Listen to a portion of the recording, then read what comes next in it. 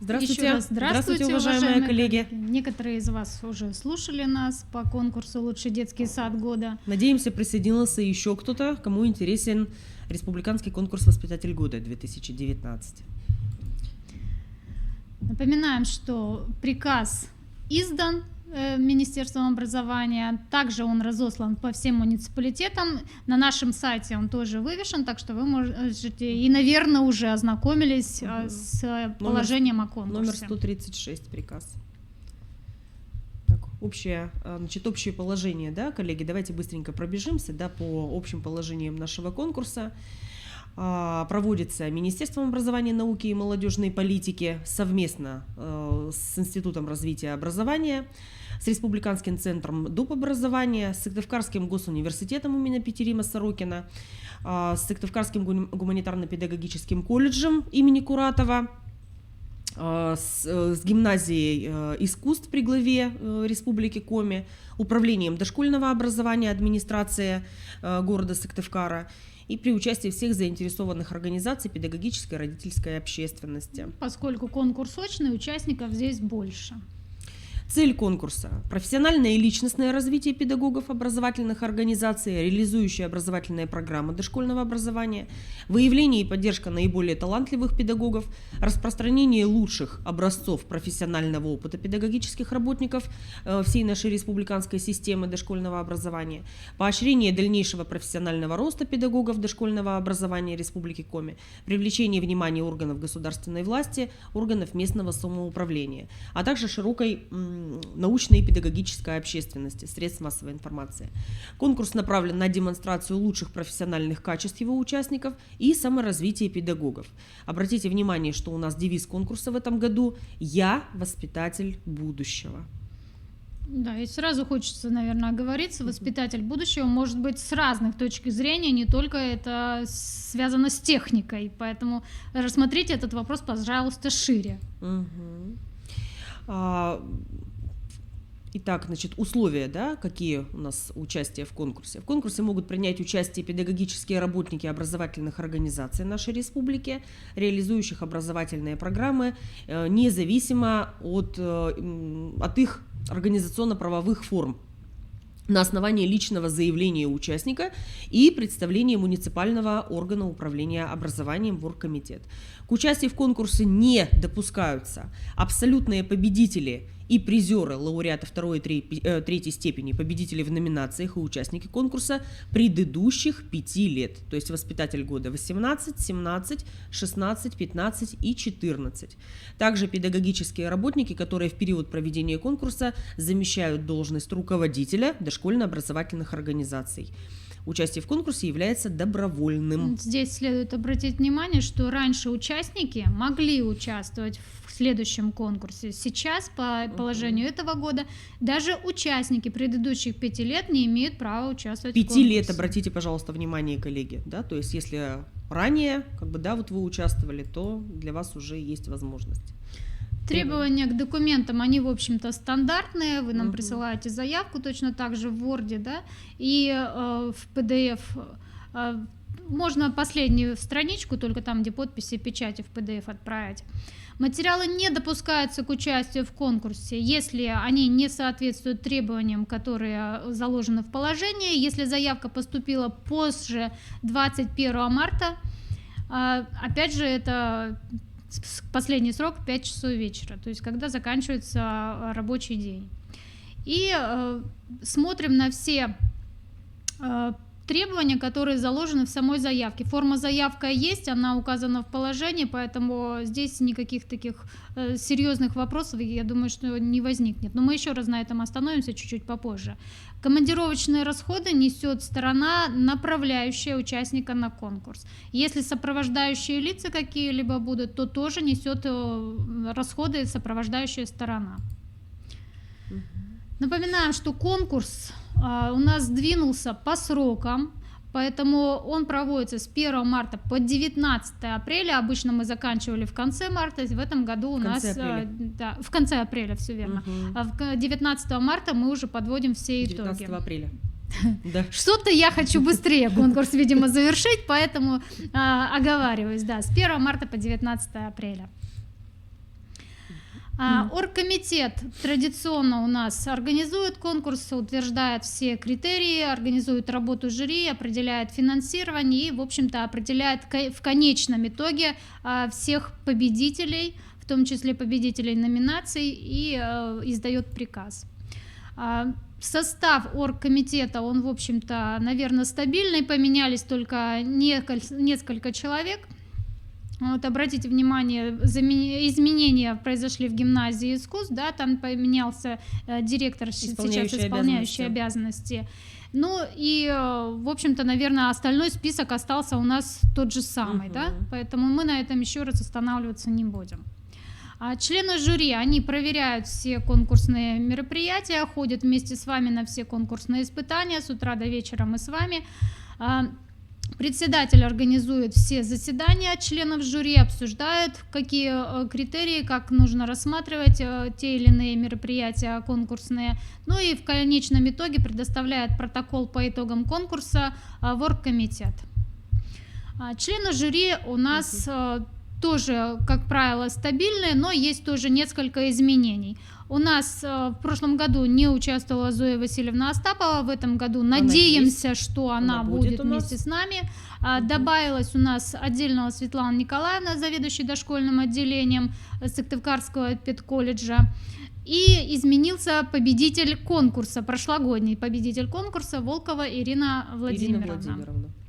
А так все остальные члены жюри, в общем-то, есть. Напоминаю, что я в состав членов жюри в этом году не вхожу, поскольку я являюсь секретарем оргкомитета. Татьяна Анатольевна Ткачук, да, вот преподаватель СГУ, да, которая у нас была почти каждый год, вот она вот в этом году у нас не присутствует в жюри.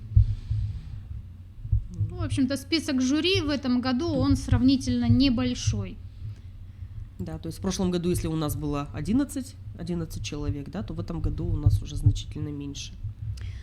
Давайте посмотрим, что же нам необходимо для участия в конкурсе. Уже в этом месяце сейчас. Да, начиная с 1 марта до 21 марта вы подаете заявочки на электронную почту к нам с Юлией Владимировной.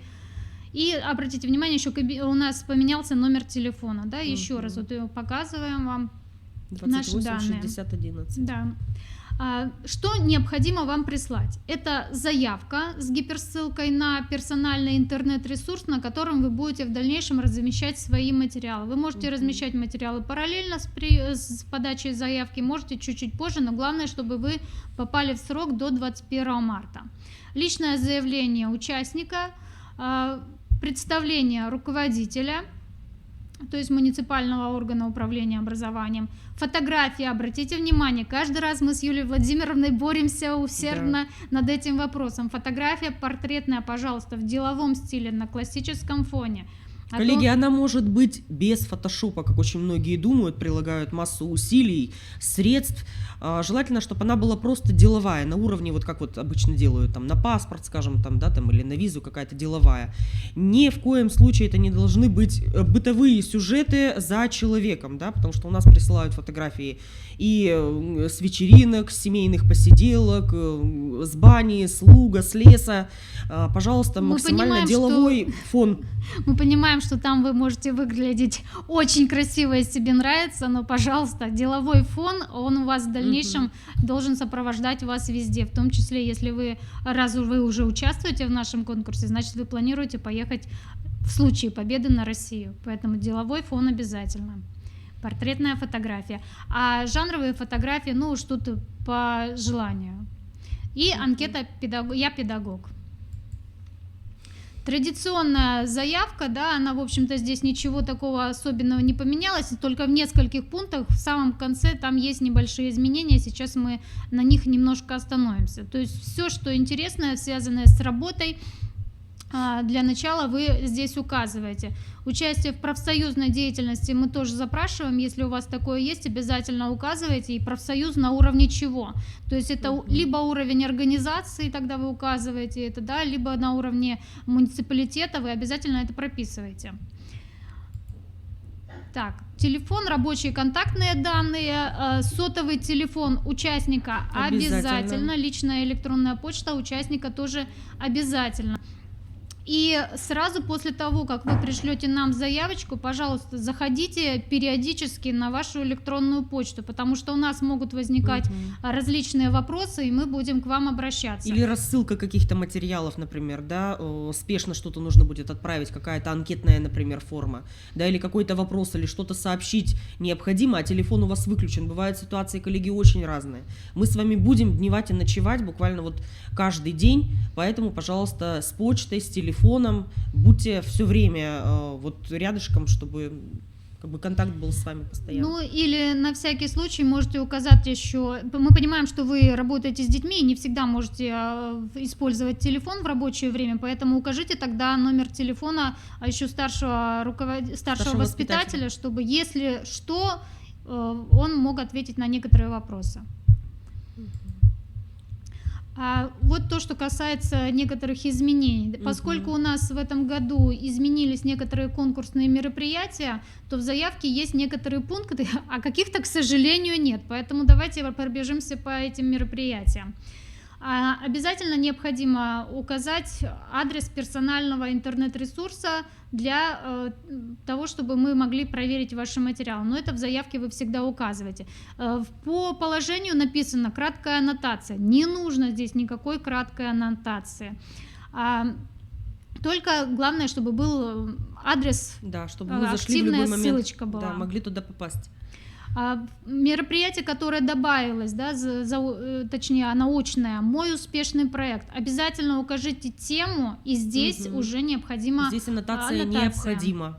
Да? Желательно, чтобы в Word данный документ был выставлен. И обратите внимание сразу, коллеги, как формулировочка звучит. Мой успешный, ваш успешный проект.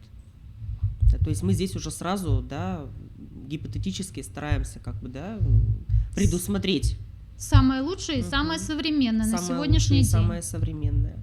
Мастер-класс точно так же. Обязательно тематика и краткая аннотация, то есть о чем примерно вы будете нам вещать. Помните, да, что мастер-класс — это тот момент, когда вы пытаетесь научить группу людей чему-то. И вот здесь вот как раз вот в аннотации необходимо, коллеги, указать, чему конкретно, либо это техника, да, либо это какая-то методика, технология, какой-то ваш практический опыт, чему вы конкретно будете учить рядом находящихся людей. То есть чем они овладеют через 20-30 минут, да? Педагогическое мероприятие с детьми дошкольного возраста. По положению вы можете увидеть, что не менее 8 детей, но сколько это, мы не можем сказать, да? Поэтому вы, пожалуйста, указывайте, сколько детей вам необходимо, но не меньше 8. Можно указывать и всю группу, да? То есть у нас были случаи, когда были занятия и фронтальные. То есть посмотрите еще раз, напоминаю, что не все данные, показатели указаны в заявке. Понятно, что, наверное, у меня, как у педагога, если я желаю поучаствовать в конкурсе, может возникнуть вопрос, а я еще, вот сейчас моя заявка почти полностью готова, а вот всех этих данных, которые на данном слайде вы видите, я еще точно не могу сказать, поэтому вы можете заявку отправить раньше, а вот эти конкретные пункты 6, 7, 8, 9, да, которые сейчас у нас на слайде, вы можете прислать чуть-чуть попозже, только до момента окончания срока приема заявок, до 21 числа. Обязательно указывайте, если будете присылать дополнительно, указывайте фамилию участника, чтобы мы не запутались. Ну, согласие на обработку данных — это уже традиционная форма, здесь, наверное, ничего нового вы не увидите. Дополнительно напоминаем, что портретная обязательно фотография, жанровая по желанию, новшество — копия страниц трудовой книжки с указанием вашей фамилии, имя, отчество. Если вдруг изменена фамилия, имя, отчество, да, там нужно обязательно нам указать, что вы поменяли свою фамилию по каким-либо причинам и приложить соответствующий документ. Указание должности. Возникает вопрос, в прошлом году возник у Министерства образования, кем по должности числится сотрудник, поэтому в этом году требование обязательное, что копия трудовой. Кем вы на данный момент работаете? Воспитатель, учитель-логопед, учитель-дефектолог, учитель-психолог. То есть обязательно это должно быть указано. И если есть совмещение, ну вдруг, да, то тоже это необходимо указать. Коллеги, потом еще по поводу фотографии. Вот мы уже сказали, да, что она должна быть в деловом стиле. И не забывайте, пожалуйста, что она не должна быть сжата.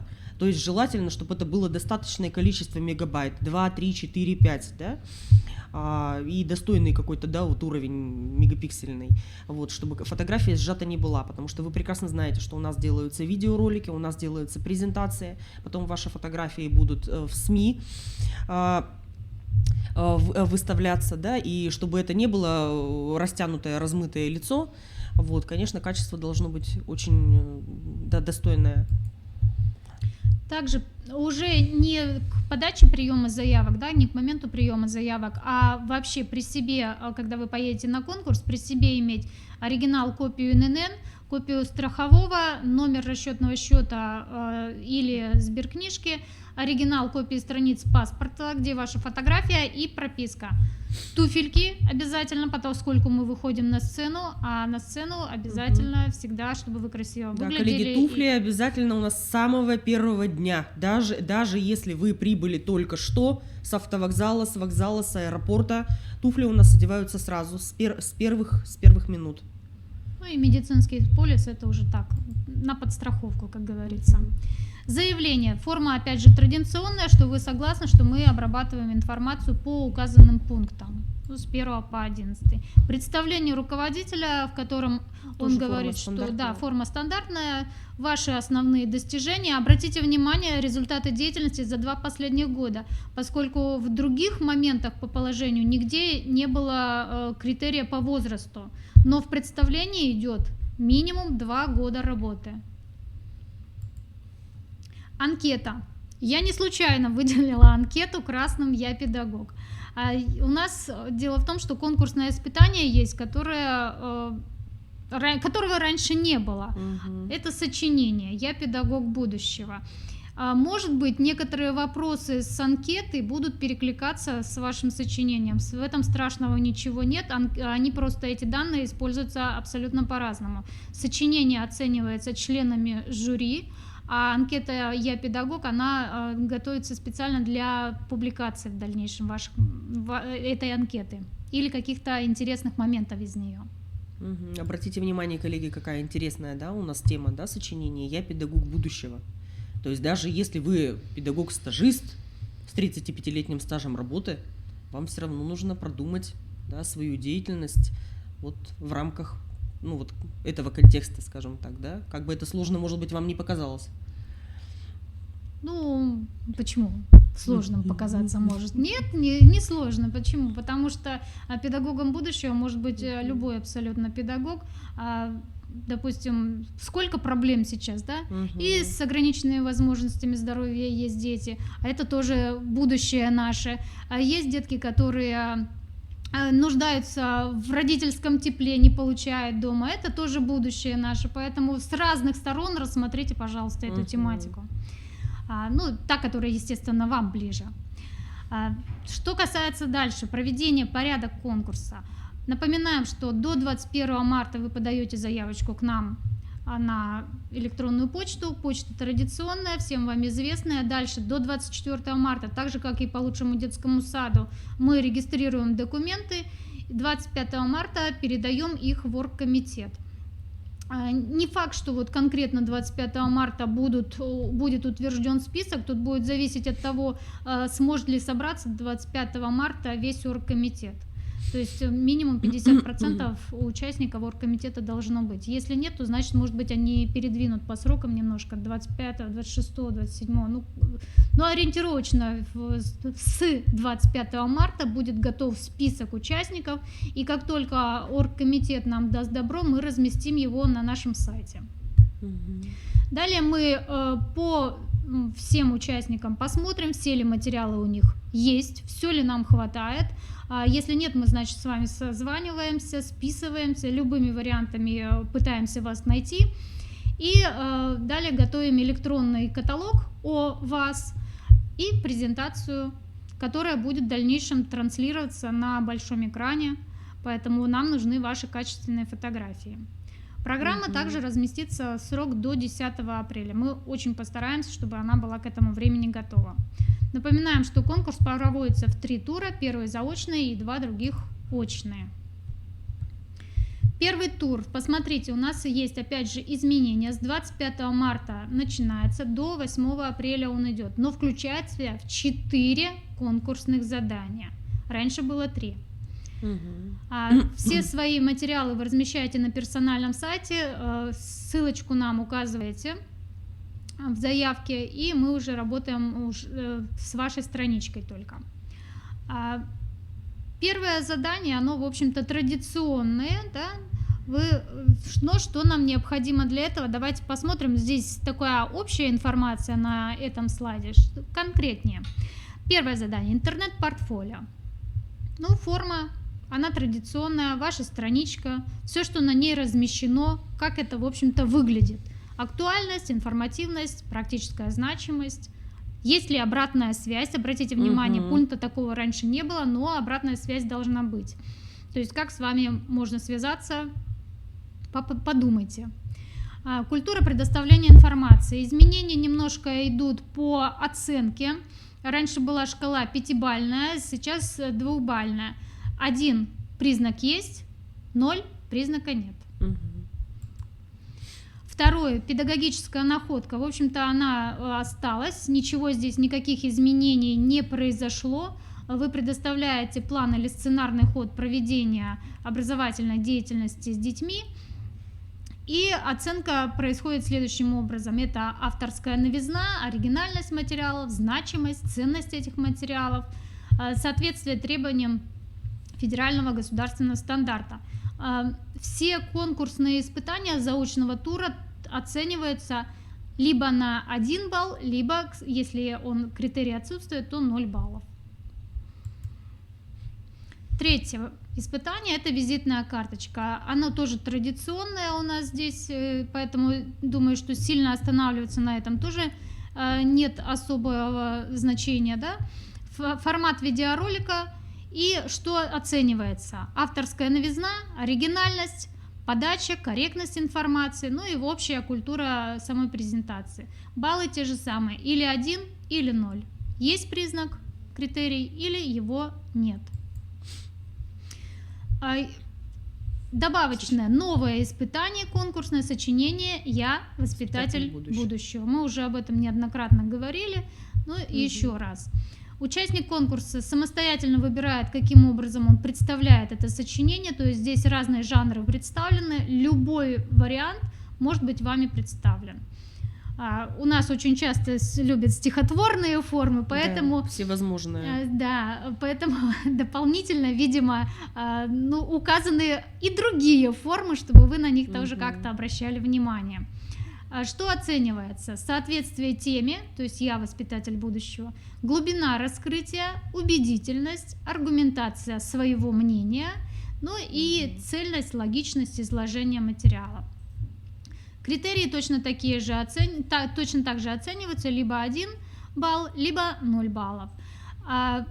Согласно московскому положению конкурса, баллы первого заочного тура не засчитываются вместе с баллами очного тура. То есть они нужны только для того, чтобы если возникает какая-то сложность в определении победителя в конечном итоге, по участию вообще во всем конкурсе, тогда уже придется смотреть и заочный тур. А если будет явный отрыв в очном туре у участника, тогда здесь вопросов к очному туру вообще не возникнет. И второй момент, для чего нужно вообще получить баллы хоть какие-то за заочный тур, это определение последовательности выступления на первом мероприятии очного тура. То есть какие баллы вы получите, кто получит максимальное количество баллов, тот будет первым выступать 15 апреля. Второй тур конкурса, он очный. И обратите внимание, опять же красным выделено, появилось новое испытание, это «Мой успешный проект». Мы немножко уже о нем начали говорить, но посмотрим, что оно в себя включает. Напоминаем, что последовательность определяется по итогам заочного тура. Итак, конкурсное испытание «Мой успешный проект» проводится 15 апреля. Посмотрите регламент выступления. Это всего 10 минут. То есть это ограниченный промежуток времени. Не забудьте, что могут быть вопросы членов жюри. Хотя ориентировочно здесь написано 5 минут, но бывает по-разному. Да? Если возникают у членов жюри какие-то вопросы, они могут и задать и меньшее количество вопросов, и большее количество вопросов, поэтому время ориентировочное. И вот как у нас сейчас выступала, да, Шлемко Анастасия Ивановна, которая победила в прошлом году на уровне России, очень интересный совет она дала вот в этом вот моменте, когда человек не успевает, да, все рассказать, все, что необходимо ему было за 10 минут, он пытается информацию, которая вот не додана, получается, была, да, внести вот в эти 5 минут прямо вот в ответах жюри, да, то есть здесь, конечно, нужно постараться. Вот, но бывает, что вот такие находки как-то вот получается найти, да, педагогам. Да, здесь у нас необходимо что представить. Это, в общем-то, презентация, ну, естественно, не просто презентация, она пойдет, это обязательно ваше объяснение всего, что там происходит, то есть доклад-презентация по данной тематике. Что будет вашим успешным проектом, мы не знаем, поэтому детально конкретизировать вам сейчас пока не можем. Но в любом случае это что-то, что ценное, новое, связанное с введением стандарта. Если посмотреть на критерии, то можно в 2 словах, наверное, понять, что же здесь нам необходимо. Посмотрите, это направление развития, да, образования, интересы детей, обязательно, естественно, учет возраста, обоснованность, почему именно эти участники проекта стали участниками его, да, в общем-то, тавтология такая, но тем не менее. Значимость поставленной цели, достигнутых результатов, то есть уже, если успешный проект, он уже реализовался, и какие результаты вы имеете на сегодняшний день, что нового вам он дал или, ну, подтолкнул к чему-то еще. Умение продемонстрировать взаимодействие между участниками деятельности, возможность применения проекта всеми остальными участниками, в том числе теми, кто приедет на воспитатель года. Самооценка, как вы лично оцениваете данный проект. Организованность и культура предоставления информации. Обратите внимание, что в отличие от заочного тура оценка данных конкурсных испытаний начисляется по следующей шкале. 5 баллов – это критерий присутствует, 0 критерий отсутствует. Промежуточных баллов нет. Во всех очных испытаниях вот именно такая разбаловка идет. Конкурсное испытание мастер-класс традиционное, но немножко он сдвинулся у нас по времени. Это будет 16 апреля. Регламент проведения остался тот же самый, это 15 минут. Ну и плюс вопросы жюри ориентировочно 5 минут. Юлия Владимировна уже говорила вам о мастер-классе. О мастер-классе, да. Самое главное, коллеги, помните, да, то есть мы постоянно об этом говорим, что мастер-класс – это демонстрация труда и технологии, техники мастера, учителя, который за эти 15 минут должен умудриться, изловчиться и научить людей тому, что он умеет сам. Да? То есть люди, которые на вас смотрят, которые пришли, да, сегодня действительно увидеть ваш мастер-класс, они должны научиться и овладеть данной техникой. Вот это вот самое главное, коллеги. То есть помните, пожалуйста. Конечно, 15 минут это вам покажется таким краткосрочным периодом, но вот такие вот сроки представлены, да, у нас и российским положением. Критерии – это соответствие требованиям стандарта с учетом какой-либо из образовательных областей. Ну, все они вам известны, перечислять мы не будем. Умение демонстрировать всем нам конкретный метод, технологию, способ, ну тут что вы выбираете, да, в зависимости от возрастных групп. И редко вообще показывают, я бы сказала так, возрастные группы, представленность, да, то есть что было, как этот способ или технологию можно использовать в младшем возрасте, в среднем, в старшем.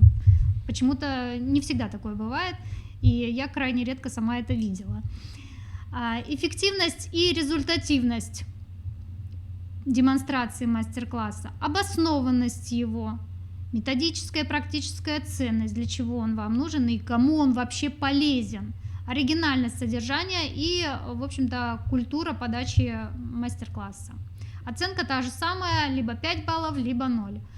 Давайте еще обратим внимание на то, что последовательность выступления мастер-класса определяется в ходе жеребьевки 15 числа, 15 апреля.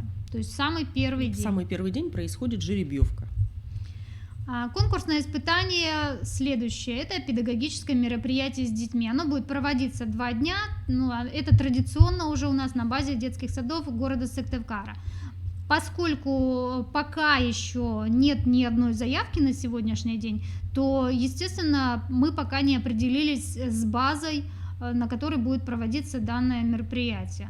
Но надеемся, что как только нам заявки поступят, после 21 числа мы узнаем все-таки, в каком месте города Сыктывкара мы будем находиться, и как только узнаем, вам, конечно, сообщим. И в зависимости от того, коллеги, сколько вообще у нас будет участников в этом году на конкурсе «Воспитатель года», вы уже должны будете предполагать, первая смена вам достанется, да, то есть с 8, да, или с 8:30, скажем, до 12, или это будет вторая смена, да. То есть может быть и так. У нас были случаи такие, то есть когда участников на конкурсе было много, потому что 2 дня всего дается нам для выхода в детские сады. Ну, тут уже будет все зависеть от того, насколько много участников будет. Поэтому пока панику насчет второй смены мы бить не будем. Напоминаем, что количество детей не менее 8. Ну и что же оценивается? Это мобильность ваша, то есть как вы умеете перестраиваться по ходу деятельности, потому что, работая с детьми, бывают всякие разные ситуации, нужно быстро перестроиться. Методическая компетентность, умение поддерживать детскую инициативу самостоятельно. Для того, чтобы ее поддержать, надо ее вообще увидеть, поэтому обратите на это внимание. Поддерживать интерес детей и организация конструктивного взаимодействия. Конструктивного, в общем-то, положительного, когда мы создаем что-то новое, интересное вместе с детьми. Да? Создание условий для выбора. Так что, в общем-то, критерии, они, наверное, соответствуют полностью федеральному стандарту, и мы просто еще раз и еще раз их озвучиваем. И помните, коллеги, про возможные какие-то технические заминки, да, я так думаю, что это, наверное, в первый критерий тоже будет входить, что вот мобильным педагог должен быть во всех смыслах, да, то есть вот у вас не заработала у вас техника, не пошла презентация, не открылось видео, презентер вдруг не сработал, что мы имеем, да, на запас себе, скажем так, да, на подстраховку, как мы будем действовать в данный момент. Вот. Много ли мы берем каких-то атрибутов, много ли у нас раздаточного материала, или мы вышли с одной волшебной палочкой или с одним зонтиком. Здесь уже, конечно, ваше право. Иногда педагоги у нас очень много везут, только 15 минут все раскладывают. Иногда люди выходят вот буквально с одним платочком, махнули, и процесс пошел. Да? То есть здесь уже смотрите, кому действительно что из вас необходимо. Мне вот вспомнился один момент, прошлогодний, по-моему. Какая-то картинка была представлена, то ли солнышко, то ли что, на стене. А педагог хотел, чтобы дети его нашли. Дети нашли сразу же. А педагог их усиленно уводит от этого момента, делая вид, что якобы они не нашли. То есть это, к сожалению, не мобильность. Ну, много тут таких, конечно, может быть моментов. Это только вот один из примеров, который сейчас вот как-то в памяти всплыл. Конечно, коллеги, на вашей практической памяти таких сюжетов тоже очень много. Поэтому продумайте, пожалуйста, ситуацию, как размещать материал в том числе. По результатам мероприятий, конечно, будут материалы размещаться на сайте. Ориентировочное время 9 часов вечера, да, но ситуации может быть разные, да. Поэтому это ориентировочное время. Третий тур, последний, педагогический диалог, он проводится 19 апреля. Уже в день закрытия конкурса и подведения итогов, обратите внимание, да, то есть последние годы у нас уже не было такого, то есть у нас, как правило, в последний день было представление практики победителей предыдущих лет, а в этом году у нас пятница будет, скажем так, вся под завязку, да, и конкурс будет с утра. Ну что здесь нам необходимо, опять же, учесть? 15 апреля будет на организационном собрании жеребьевка. То есть 15 апреля у нас с вами такой суматошный день, у нас 3 жеребьевки, это для мастер-класса, это для того, чтобы мы определили, в какое время в детский сад мы идем, и еще и профессиональный диалог с выбором темы. Поэтому день такой очень насыщенный, все на организационном собрании с утречка мы с вами сделаем. Последовательность выступлений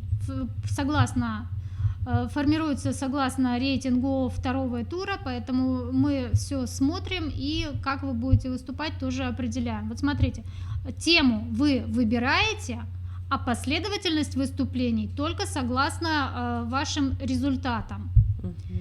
Критерии оценки: отражение социокультурной основы современного дошкольного образования, убедительность и коммуникативная культура. В общем-то, 3 критерия только. Опять же, критерии оценки – это либо 5 баллов, критерий присутствует, либо 0 баллов, критерий отсутствует. Итоги вы сразу не узнаете, они объявляются только на торжественном закрытии конкурса. Это будет 19 апреля, по времени мы пока сказать не можем, но это будет гимназия искусств.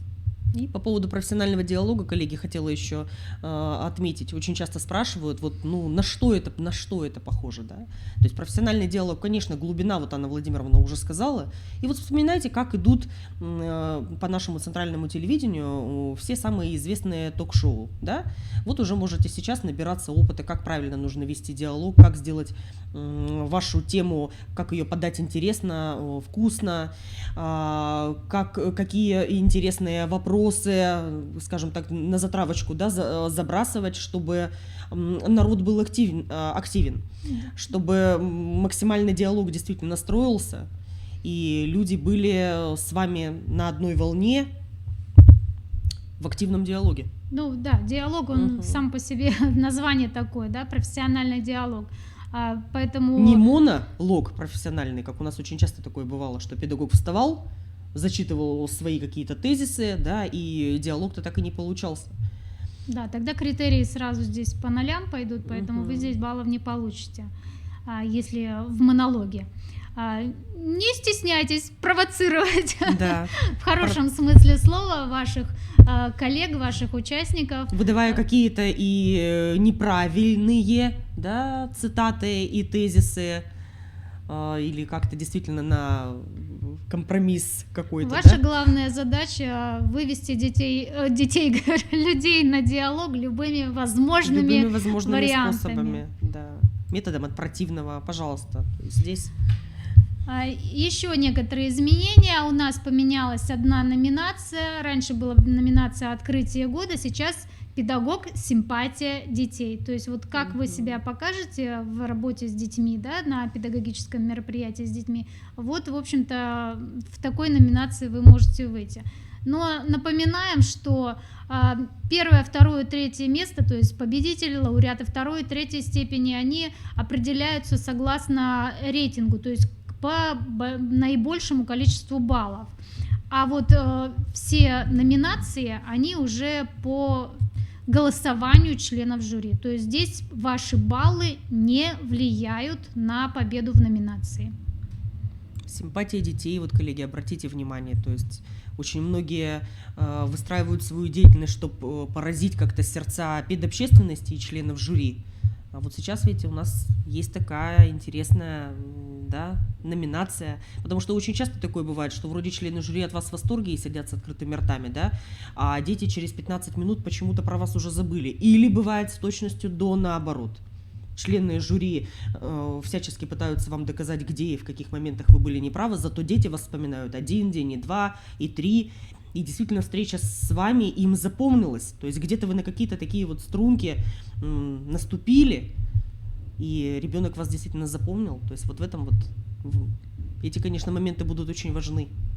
Победители, лауреаты и победители номинаций награждаются дипломами и призами в денежной форме. Участники награждаются только сертификатами участников. Но о конфиденциальности мы вам неоднократно говорим, поэтому здесь вопросов Надеюсь, к нам никаких не Мгм. возникает, да, вся информация, она, в общем-то, закрытого характера, все, что можно, мы будем выставлять на сайты. Финансирование конкурса. Победитель конкурса получает 50 тысяч рублей, лауреат второй степени 20 тысяч, лауреат третьей степени 15 тысяч, победители в номинациях получают по 10 тысяч рублей. У нас 4 номинации, то есть, в общем-то, каждый победитель номинации, он что-то получает. Ну, плюс еще и подарки от спонсоров наших партнеров, которые, как правило, каждый год у нас есть. То есть мы стараемся сделать все, чтобы не обидеть никого.